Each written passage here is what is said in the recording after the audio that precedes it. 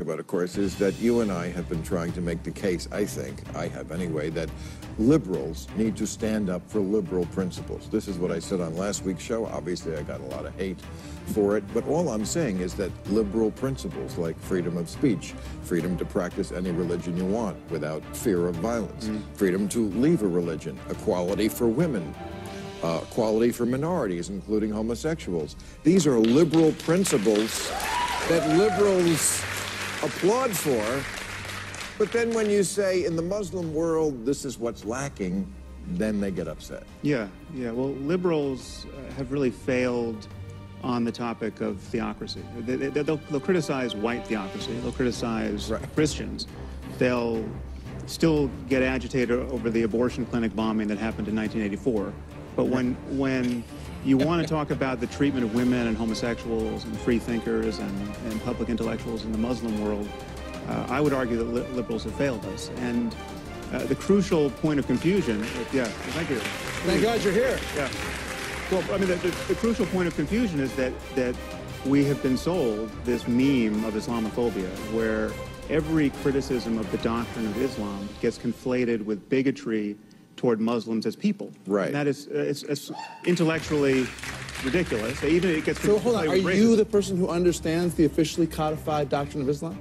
You're the interpreter of that, so you can say, well, this is... I'm actually well educated on this topic. I'm asking you. So you're saying if I criticize you're saying that Islamophobia is not a real thing.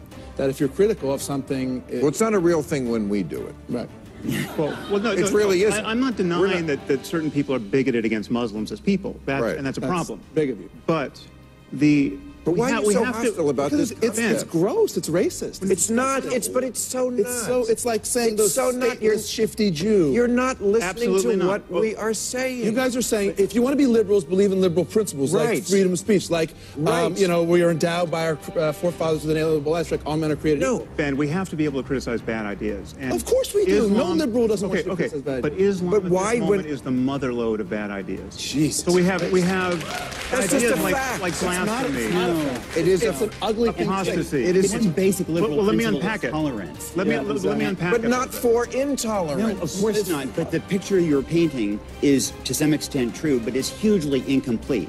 It is certainly true that plenty of fanatics and jihadis are Muslim, but the people who are standing up to them, Malala, incredible Muhammad Ali Dadak in Iran, in prison for 9 years for speaking up for Christians. A friend that I had in Pakistan who was shot this year, Rashid Rahman, for defending people accused of apostasy. Or how about the more than 1 billion people who aren't fanatical, who don't punish women, who just want to go to the store, wait a second. Wait a second. Don't do any of the things that you're saying all Muslims wait a second. stereotyping. Wait a second. Things and you painting the whole religion with that. No. Let's get down to who has the right answer here. 1 billion people, you say. All these billion people don't hold any of these... 5 or something. Don't hold these pernicious beliefs? No, I wouldn't. Well, they don't. That's just not true, Ben. That's just not true. Can I just express how I think it breaks down in terms of beliefs? The idea... You haven't even defined you're trying to say that these few people, that's all the problem is, these few bad apples. The idea that someone should be killed if they leave the Islamic... That's horrible. That should wait. You're saying that the idea that someone should be killed if they leave the Islamic religion is just a few bad apples? The people who would actually believe and enact that you murder somebody if they leave Islam is not the majority of Muslims at all. Okay, is it? Let me break this down for you. Okay, we have, as you say, we have 1.5, 1.6 billion Muslims. Now, second biggest religion in the world, a quarter. Well, Ben, let me unpack this. Let me unpack this for you. Please do. I've been waiting. We have just imagine some concentric circles here. You have at the center, you have jihadists. These are people who wake up in the morning wanting to kill apostates, wanting to die trying. They believe in paradise. They believe in martyrdom. Outside of them, we have Islamists. These are people who are just as convinced of martyrdom and paradise and wanting to foist their religion on the rest of humanity, but they want to work within the system. They're not going to blow themselves up on a bus. They want to change governments. They want to use democracy against itself. Those two circles arguably are 20% of the Muslim world. Okay, this is not the fringe of the fringe. What are you basing that research on? A bunch of poll results that we can talk about. So to give you one point of contact, 78% of British Muslims think that the Danish cartoonist should have been prosecuted. 78%. So I'm being conservative when I roll this back to 20%. But outside of that circle, you have conservative Muslims who can honestly look at ISIS and say that does not represent us, that we're horrified by that, but they hold views about human rights and about women, about homosexuals that are deeply troubling. So these are not Islamists, they're not jihadists, but they those views are anathema to us. They also keep women and homosexuals immiserated in these cultures, and we have to empower the true reformers in the Muslim world to change it. And lying about the link between doctrine and behavior is not going to do that. The Great Divide. The Great Divide is not between Islam and the rest. It's rather between the fundamentalists and the moderates in each faith. Okay, but we're misled to think that the fundamentalists are the fringe. Okay, we have jihadists, Islamists, and conservatives. Well, and by the way, it depends hundreds of millions of people fit that description. You're saying that the strongest voices are coming from those who are jihadists and extremists, and that represents a bigger piece of the pie than we often think is true. There's no question. Okay, so having said that, and even if that is true statistically or otherwise, the key thing to recognize that I don't think is part of the argument, but I think should be, is that there are voices that are oftentimes raised in opposition to these jihadists and to these extreme acts. But guess what? They don't get covered. They don't get exposed.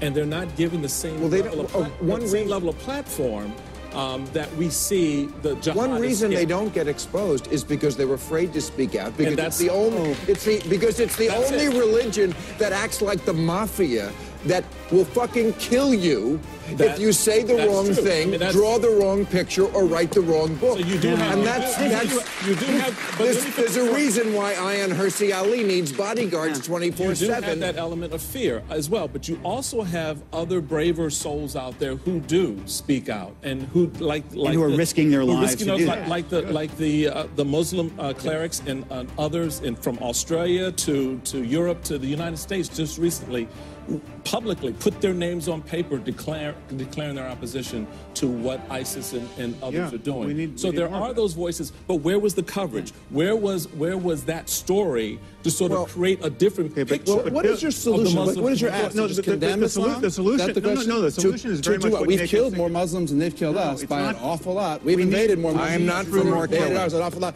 And yet somehow we're exempted from these things because they're not really a reflection of what we believe in. We did by accident. That's why we invaded Iraq and put 4 million. We're not convincing anybody. It's not specifically telling you that I disagree with what you think. I know, and we're obviously not convincing anybody of you. If you don't understand my argument, your argument is like, black people, they show each other. That is not my argument. No, it's not. It's based on facts. I can show you a Pew poll of Egyptians. They are not outliers in the Muslim world that say like 90% of them believe death is the appropriate response to leaving the religion.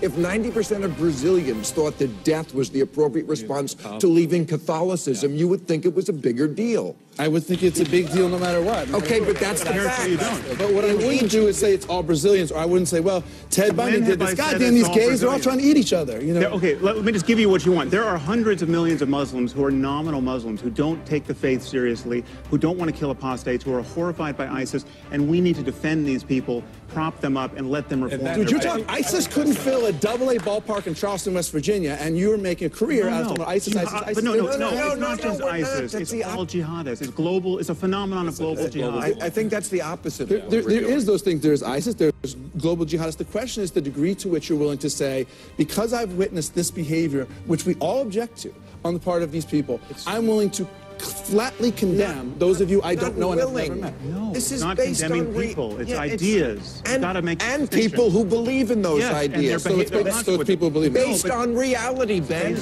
We're not making it up. That in the Muslim world, it is mainstream belief. But this is such a caricature of Indonesia, of Malaysia, so much of the world. And this does have the tinge a little bit of the way white racists talk about African Americans and define blacks by... What you're saying is because they are a minority, we shouldn't... criticize. Not that much of a minority, the second biggest religion in the world. Exactly, but you're treating them like a minority. I mean, if Filipinos were capturing teenagers and sending them into white slavery, we would criticize that. We wouldn't say, well, they're criticize Filipinos. the people who were doing it, not the Philippines. You know what I mean? Well, what if the people As who a were... Filipino kid lives down the street from you, would have nothing to do with that. So these are different things, crazy Racial people. stereotyping.